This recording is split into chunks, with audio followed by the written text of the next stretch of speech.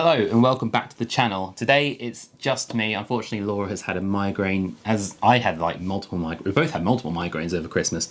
Let me just say, starting a retail business the month before Christmas and then doing Christmas trade is stressful.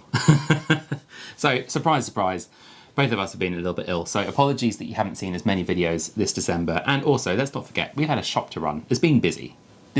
But we have not forgotten you, our wonderful viewers. Thank you for sticking with us and for being patient. We are still here. We still have plans for 2025. And this is what this video is all about, sort of, kind of. Well, actually, it's about looking back at my plans for 2024 and then working out whether or not I succeeded by my own metrics, if that matters. Spoiler, doesn't really. And these are all going to be bookish resolutions because that's why you're watching a booktube channel. You know, you're not here to find out whether I'm going to go for a run every other day. Spoiler for that one. Not going to do that either. Let's have a little look back at last year's video and just see what I put down as my New Year's resolutions. Okay? This is going to be horrible. Oh dear. Okay, right, here we go. 2023 has been a fantastic year for reading, at least for me. I don't know if it has been for you. Hopefully it has been for you. We're getting to the point where we're looking to the year ahead and thinking, what do I want to achieve? What do I want to do in 2024? You might be, you know, formulating your list of how many books you want to read, how many pages, how many hours of audiobooks you want to read. I will say, on top of these New Year's resolutions, I also had one which was to read 52 books in the year, so one a week. Not because I wanted to read lots and lots of books. I just came close last year and thought, you know what, let's see how I get on with that. So I blew past that target in like November, which gave me a nice December to relax and read Oathbringer. I knew when I started reading Oathbringer I wasn't going to get any other books read that month. So anyway, that was good, by the way. Enjoyed Oathbringer. Right, back to the video. Read all that kind of thing. But here at Hardy's Books, we're a little bit more chilled. New Year's resolutions are supposed to be fun. Not like that time when I was 13 where I decided to give up chocolate for a year. That was a bad year. Genuinely did that. We like to focus on how we can get the most out of our New Year's resolutions in 2024 without getting bogged down in expectations, in unhelpful ways of thinking, patterns of thinking. Today, I want to present to you my 5 New Year's resolutions for 2024, which are maybe a little bit different to some of the ones that you might have come across. Number 1 is all about the joy of reading. I want to reread more books. Okay, of all of them, I think this is the one that I did the best on because in 2023, I think, I kind of didn't read any books that were books like rereads. I really wanted to reread more books in 2024, and Jonathan Strange, as I will get onto in a second in this video, did that reread, did it as a reread on the channel, as a book club, and that was fantastic. Had a brilliant time. I did reread The Hobbit and The Lord of the Rings, although just the first one, just Fellowship of the Ring. Didn't get into Two Towers, but I think I did all right there. And I'm going to carry this one forward because rereading is so much fun. You don't have the distraction of trying to decide whether or not you like the book or not because you're rereading it. You know, it's reading for pure pleasure, which is great. That's what reading's all about. It's for pleasure, all right? Not for, you know, unless you're a PhD student, you're swatting up or something. I don't know. That sounds like, I think I saw this meme the other day. It was like, if reading is for pleasure, that implies that there's reading for torture, and that is what reading for a PhD is, or something like that. If you're doing a PhD, let me know. The last couple of years, I don't think I've reread anything. The first book I'm going to reread in 2024 is probably going to be Jonathan Strange and Mr. Norrell. Yes, so I did reread that, although it wasn't the first book in 2024. It was quite far into it, but that's okay. Which was my favourite book from last year. I mean, there are so many pages in this book. There are going to be so many little hidden things I missed the first time. I'm really, really excited to get back into the world of Georgian England and to experience the incredible characters inside this book again. Oh man, this book. Will I reread Lord of the Rings again this year? Maybe I should. Yeah, I think I will actually. Well, I mean, don't quote me on that. You know, if I decide I don't want to read Lord of the Rings in the moment, then I'm not going to. But anyway. That philosophy holds true. I am very much a mood reader. If I decide to not read something I said I was going to read, then I won't, you know, and that's fine. It's all about having fun. I'm not trying to perform for you, not trying to perform for anyone, just trying to have fun. Hope you're having fun. Wait, maybe I should. At this moment in time, I'm thinking it'd be nice to reread Lord of the Rings. Why don't you just watch the movie? Point number 2 is I would like to read more indie books this year. Okay, so didn't do so great on this one. I did read 3. So I read Harbinger of Justice, which is Andrew Watson's the first book in his Shadowbinders trilogy, and I read Silence is Silver as well, which is the novella that he released in that series. And I also read New York Minute, which is Stephen Arian's self-published novella. So 1 novel and 2 novellas. And then on top of that, I did do a lot of beta reading for people who are going to independently publish their books, or for people who are potentially going to TradPub but aren't sure yet. So I did do a fair amount of that too, although I will say I didn't do nearly as much of it as I wanted to, because there are a few beta reads that I got involved in that I didn't actually end up finishing the book due to, well, I mean, life. Yeah, life's been pretty busy this year. Didn't quite hit my goals on this one. I want to carry this one forward as well, but mostly I think my focus is going to be on reading my friends' books more, so being more focused with the beta reads. Reason being is that when you're running a bricks and mortar bookshop, you've got to be reading a lot of books, and you've also got to be reading books that are likely to sell. Unfortunately, there is that element in it. You know, there is the commercial part, and indie books, as great as indie books can be, and I've, you know, it is. This is no slight on indie books. The problem is that they are generally less known than TradPub books, and so they are harder to sell. So I'm kind of having to be a bit realistic there. I'm probably not going to be reading as many indie books as I'd like to read. But then, you know, I don't have to read books just for the shop. There's a balance there. I'm working that one out. As a author myself, who is trying to publish a book in 2024, more on that later, it makes sense to try to be the person that I would like to discover my book. Someone who is prepared to take a bit of a risk on an author they've never heard of before, who might not have many reviews, might not have much buzz, but, you know, who likes a concept and just wants to discover something new.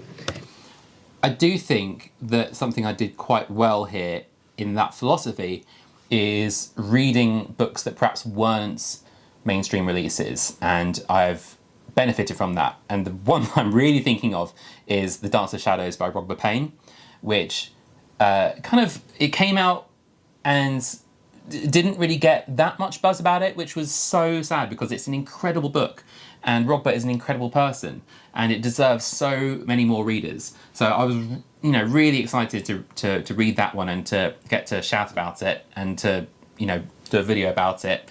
It's a really, really good book. And I don't think he's the only one that I've read this year who would come in that category. I really want to continue championing books that aren't, you know, the obvious main releases. I want to promote books that you might not have heard of that might become your next favourite book. I want to keep doing that. It's like those virtuous people on Reddit who sort by new. Like, I want to be one of those people in 2024. So I'm going to start with Harbinger of Justice by Andrew Watson, who is a well-loved booktuber. Shout out to you, Andrew. You know, I think since making this video, I can't remember exactly when we joined Andrew Watson's Discord, but I would say it is funny looking back and seeing your shout-outs from a slightly kind of parasocial perspective, and now, you know, he's a close friend and we torment him endlessly. So it's funny looking back at how things changed over a year of, you know, of doing BookTube and doing life. And honestly, we've made so many friends this last year. Andrew is just one of them. It's been a great year for that. Yeah. Just really excited to read some new voices, to get to kind of expand my world of fantasy authors. Number 3 is to shop at more indie bookshops. I mean, look. Who knew? Who knew what this year would hold? you know, Laura and I had this dream to open an indie bookshop, but we were thinking we're going to retire and open a bookshop. We weren't thinking 2024 is the year of opening an indie bookshop. So when I made this resolution, I was completely oblivious. But it was the spirit that led us into the move to open the shop. I did actually shop at quite a lot of indie bookshops because when we were, building up the shop and trying to decide what we wanted to do with it and how we wanted to set it out, we went to so many indie bookshops. We did a whole holiday in Cornwall of just going to indie bookshops, basically. There are so many amazing ones that we visited this year. To shout a few out, we've done videos on these. Hurley Books in Mevagissey, got Clemo Books in Newquay, the Margate Bookshop in Margate, we've got Type Wronger in Edinburgh, we've got Armchair Books in Edinburgh. I was so happy to be able to spotlight those bookshops on the channel this year. There are so many great bookshops in this world that might just be around the corner from you, and maybe you need to go and visit them. Looking at the UK right now, there's one major book retailer that has a stranglehold on the whole country, and if you go from one town to another, you'll see the same books on the shelves. One of the things that makes it really difficult to not shop at one of those major retailers is the incredible incentive offers that they give you so often. Like, if you're getting a reasonable amount off by consistently shopping in the same place, it becomes really difficult to, cast your mind elsewhere. But this is very much true, and what we have noticed as well now we're into the January sales is that our large book retailer just up the road from us, which of course foolish to try to compete with them, but we did notice that they had no problem getting copies of Butter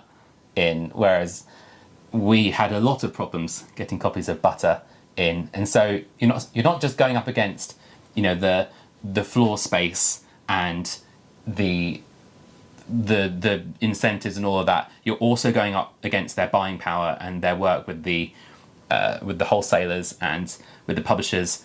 And so it's more than we really thought we were going to have to face. It's funny, those supply chains are really interesting, and we're just learning more about them now. That said, please, I have no problem with you shopping at Waterstones. Totally fine. We love our local Waterstones. We never wanted to sound like we were competing with them. We're just doing our own thing, the thing we wanted to do. So, no beef. There is no beef. This is a vegan zone. I'm going to try to spend my hard-earned cash this year at more independent bookshops. I want to see more diversity of books. I want to see more diversity of booksellers. I want to see people making a living out of their passion. One of the ways that I can help people do that is by choosing local, choosing independent. I've been collecting bookmarks from my favourite little booksellers.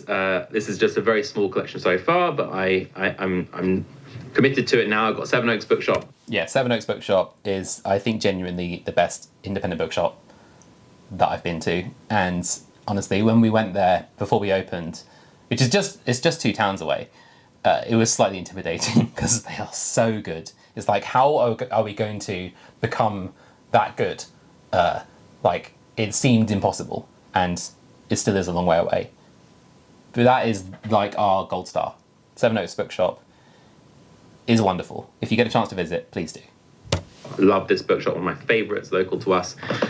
Maybe you should shop online and you might get one of these bookmarks in your mail. You might be wondering what's going to happen to Hardy's Books. It is still there. It is still selling online, so you can still go buy books from us. We have taken down the Abe bookstore just because we really aren't sure yet what to do about the GSPR or the new EU regulations about selling into the EU. That is just a whole headache which we have not had the mind space to focus on. So Hardy's Books is still existing, sort of. I think it'll probably eventually get rolled into Station Books, but we'll see what happens. I mean, the channel is staying. Obviously, that's staying. Can't touch that. That's our thing. That's staying. Mail. hardysbooks.co.uk. So yeah, I want to collect more independent bookshop bookmarks this year. Let's put it that way. Did do that. But while I have your attention, please go to bookshop.org, which is a massive online retailer that lets you support independent bookshops. If you're in the UK, go to uk.bookshop.org and you can nominate Station Books as your bookshop to support when you shop through bookshop.org. You can also go to libro.fm and support us there. Links down in the description. We get like 30% of every sale, which is about what we get in the shop for most of the books. So it's pretty incredible. Win-win. Before, I want to read more books by underrepresented authors.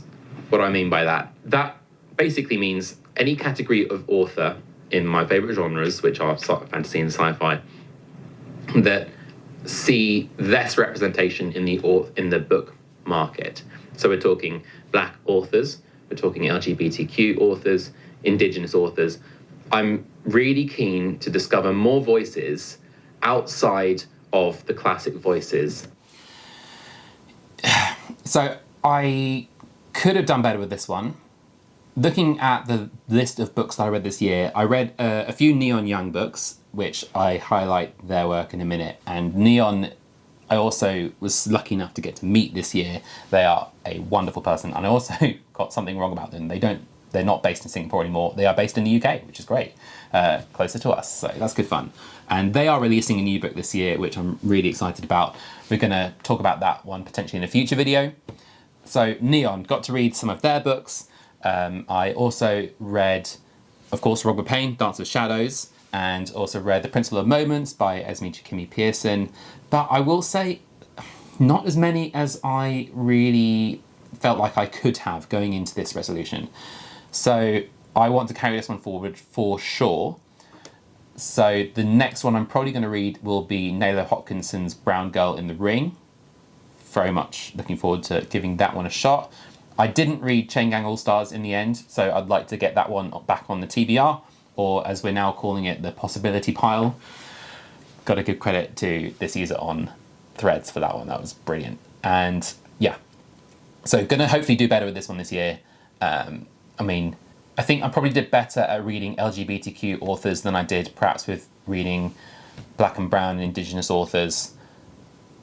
We'll see if I can kind of redress that balance a little bit more this year. Yeah. So to start off, I am going to read Chain Gang All-Stars by Nana Kwame Adjei-Brenyah. I actually picked this one up at Seven Oaks Bookshop. So there you go. Really excited to experience this one. And I'm also looking at diving back into the Tenserit series. My last and final resolution for next year is my biggest and the one I'm determined to achieve. And also the biggest fail. Because we're here at the end of 2024. Well. Which is to publish my first book. Okay, but in my defence, we've done so much this year. I came close, okay? Met an agent, had a great chat with them. They were interested, asked me to send the manuscript through when I was done. 7 months later on from that one, it's still not done. And I basically decided that I wanted to change the end to make it less kind of cliched and more kind of to kind of lean into the spirit of writing, which I've really been enjoying reading right now, which is Ursula K. Le Guin's kind of imagining better worlds, better philosophies, better ways of living. And so I wanted to change the end to be more optimistic and to do just a bit more kind of healing in society, to give some ideas, but humbly. It turns out that's really hard to write that kind of narrative. I underestimated how hard that was going to be. So the book has been slightly on pause. I've been chipping away at it very slowly, 100 words at a time, since about August, September, as we've then ramped up to opening the shop. And that has been such a brain drain that I just haven't been able to do more than a few hundred words a week, really, on it. So I really want to do it in 2025. I I do enjoy writing when I'm writing, so I want to get back to it. And one change that I did make is that it's not going to be called coup d'etat anymore, which was, again, advice from this agent, just because the name was a bit kind of difficult to think for people to pass, to understand when they looked at it straight away. Current working title is The Pecking Order. Let me know what you make of that. The secondary working title is Orcs in the Hen House. Let me know what you think of that. But there you go. It will happen. It is probably the only Cornish fantasy that isn't about King Arthur that you're going to read. So enjoy looking forward to that one. Will I get it out this year? I really want to. So those were my resolutions for 2024. What are your resolutions for 2024? Yeah, I'm interested to know now, what are your resolutions for this next year? Are you going to take any of mine? Are you going to just read only books in a foreign language? Are you going to only read magazines? Are you going to not buy any books, not read any books? You have sworn off books for the entire year, and you're going to have a glut in the next year. These are all very weird resolutions. Don't do any of these. I think that's what I'm going to do. So I'm going to carry forward those ones, and we will see how we do in the next year. In addition to this, some channel more kind of news and things, extra bits. So we are probably not going to be doing the book club again, at least in the short term, because we are focusing our efforts on doing a book club at the shop. If you'd be interested in reading along with us, just to find out, what books we're reading, we're actually doing 3 clubs at the shop this month. So we're doing a club called In Translation, a club called Cozy Club, and a club called The Better Worlds Book Club. So in translation, we're reading Your Neighbour's Table by Gu Byung-mo. So this is a Korean book that has been translated. And then in Cozy Club, we're doing Letters from the Ginza Shihoro Stationery Shop by Kenji Ueda. And then Better Worlds Book Club, this one is embodying that spirit of Ursula K. Le Guin, like I was talking about earlier. We're doing Those Beyond the Wall by Micaiah Johnson. So very much looking forward to reading those books and letting you know what we thought of them potentially later this month. Probably not going to be a full video on that one, but we might just chuck it into something else. Look forward to seeing you in the next video with Laura back in town. She's going to be better. She's going to be weller. Going to be more rested. Oh, we are both so tired. We are so tired. But it's been worth it. It's been brilliant. So thank you for your support. Thank you for joining us once again. And we'll see you in the next video.